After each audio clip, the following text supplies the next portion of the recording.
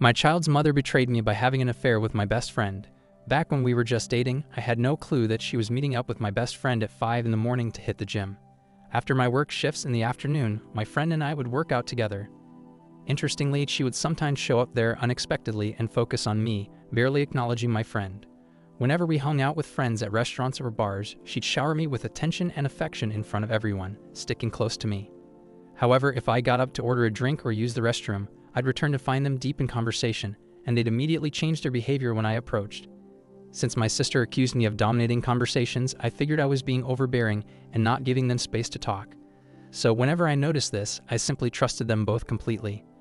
They both shared an interest in astrology and were thrilled that their zodiac signs matched as Virgos. Eventually, I grew uncomfortable with the direction the relationship was taking, so I decided to end it. She was persistent about us getting back together, putting in a lot of effort. She'd come over to my apartment after my work shifts, trying to seduce me. She'd be dressed in sexy lingerie and wouldn't leave until she satisfied me. However, things took a strange turn with my friends. My best friend started avoiding hanging out, and I noticed the rest of the group excluding me from their plans. I asked my buddy what was going on, why I wasn't being invited anymore, and he'd say it was all last-minute planning and they assumed I'd be busy. Later on, another friend revealed that he would tell the group he wanted to invite me, but then tell them I was too busy to join. He never reached out to me. Instead, he contacted my ex and invited her. She was excited to go drinking and clubbing with the group and him every time. My best friend excluded me from events so he could invite my ex as his date in the group. Despite all the ongoing drama for months, she's putting in a lot of effort to get us to date again, doing all she can, and he's just enjoying the ride for now. I'll admit I'm not the strongest guy, and despite all the headaches she brought, I'd still fall for her visits because I knew she was up for some fun. Eventually, I wizened up and realized her constant presence was just giving me temporary satisfaction while preventing me from meeting new girls. I took a trip out of town for a few months to break the toxic cycle. But after a whole summer, I figured out that I genuinely enjoyed her company and should be open to compromises. We had been together for 2.5 years, so we already knew each other well. After months of not talking, I approached her and asked if we could start anew. She was really upset, somehow knowing that I had been dating someone else while we were broken up. I had no idea how she found out.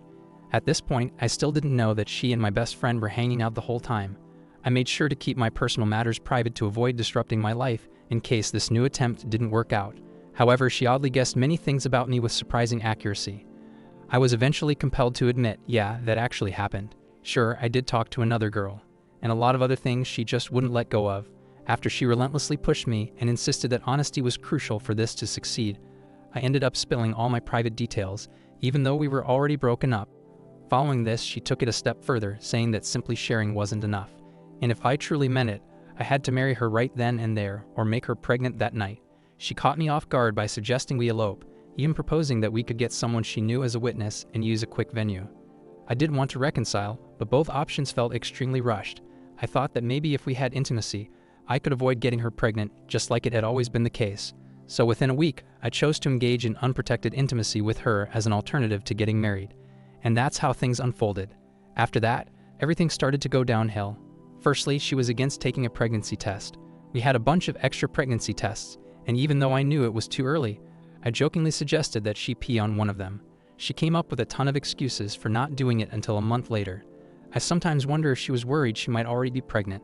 On another note, once my best friend learned that I was taking my relationship with her more seriously, he got upset with me and started giving me reasons why I should consider dating someone else instead.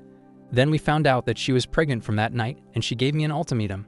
But overall, things seemed good, and I was happy with how they were going. However, her sister started asking me strange questions like, "Why are you so nice to her? And why are you still with her?" Her family seemed surprised that I was continuing to date her. That's when I started noticing red flags. Her sister began mentioning things that she shouldn't have known about, like my best friend's nickname, the type of car he drives, and some of the music he liked. I asked her how she knew him, and she proceeded to tell me stories about how he frequented their house a lot. She described a time when they walked in on him licking her chest, and how she and my girlfriend stayed up late discussing how my best friend was so desperate to be with my girl that he even performed BJ on her to persuade her to have intimacy. I didn't want to believe it, but I started keeping track of everything she said. I observed things for months, and slowly everything started becoming clear. Learning about all this made me feel depressed, and I ended up drinking more than usual during her pregnancy. I hadn't confronted her about it yet, but it seemed like she could sense that something was about to blow up. I began asking vague questions and watched her squirm as she told lies. Then I'd witness one lie leading to another lie, trying to cover up the truth. She'd keep lying to me as if I had no clue. She'd look me right in the eyes and lie convincingly. My so-called best friend, who used to be quiet around me, couldn't even muster an apology when I confronted him. He just stayed silent, avoiding my gaze. As it turned out, he was the one feeding her information about my personal life that I had shared with him in confidence, all in an attempt to make her dislike me. The two people I trusted the most betrayed me, and the worst part is, they both teamed up against me. Now I'm stuck dealing with this overly apologetic woman who's raising my child. I'm also stuck with this lingering trauma that's made me reluctant to form new friendships or spend quality time with anyone because I fear getting hurt again by building connections. It's hard to trust people these days. I think the trauma has affected both of us, because she cheated and lied to me repeatedly. It seems like she assumes I'm doing the same. Despite enduring all the pain and difficulties, I've remained completely faithful, yet I'm the one constantly on the defensive, facing groundless accusations. It seems like every other day, a new insecurity arises and our arguments escalate to yelling, cursing, and slamming doors. My patience with her insecurities is wearing thin, and I've even reached a breaking point where I've cried, punched a wall, and injured my hand. I've never been aggressive before. I was shocked at how I lost control. I love my son deeply, and I can see that he's happiest when he sees his mom and me getting along. He's perceptive and knows when things are going well between us. There are days when I try to avoid unnecessary fights with her by going for a drive, but when I return, the baby seems upset and only wants his mom. It feels like if we split up, it'll definitely affect him. However, if we stay and keep arguing all the time, we'll just set a bad example for him. It's painful, even though I hate admitting it. She really pushed me to come clean before we decided to have a baby, but she never opened up herself. She never confessed that she was sneaking around with my best friend behind my back, and when I confronted her about it, she says, "I loved you so much that I did what I thought was necessary to keep us together. Sorry for loving you too much." Now she's saying we need to stay together for the sake of the baby, and that it's also the best choice for us. Sometimes it feels like I might have a heart attack from the dramatic and pointless arguments we have. It's kind of laughable, really. I'm trying my best to provide her with a good life, working and paying for everything while she stays home, but it doesn't bring me any satisfaction. It's like I'm doing this to prevent her and the baby from being hurt. That's when I start wondering why people resort to cheating. Feeling trapped with no way out yet unable to stay in. Now for the top comment. It's obvious that OP's predatory baby mama possesses the skillful craftiness and radar to sniff out the kind of man he is with low EQ. What makes his condition obvious is the way he's able to articulate what he knows about her deception and remains unwilling to the necessary steps to confront and deal with the known facts.